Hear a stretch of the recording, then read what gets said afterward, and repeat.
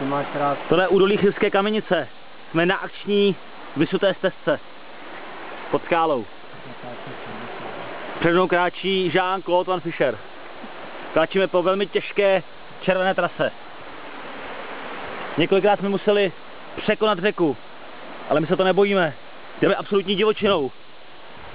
Když tady upadneme, tak nás nikdo nikdy nenajde. Že je to drsný, Honziku?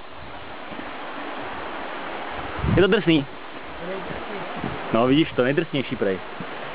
To, Pavlíno údolí. Míříme z Jitřichovic na směrem teda do Lužických hor na vrch Studený.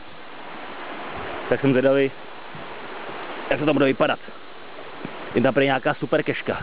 Už jsme jednu dneska super kešku absolvovali. Větrný vrch. Máme boty Doch und Doch. Ale kam jdeš, kamaráde? Není to tady dolů náhodou? Jo, dobrý.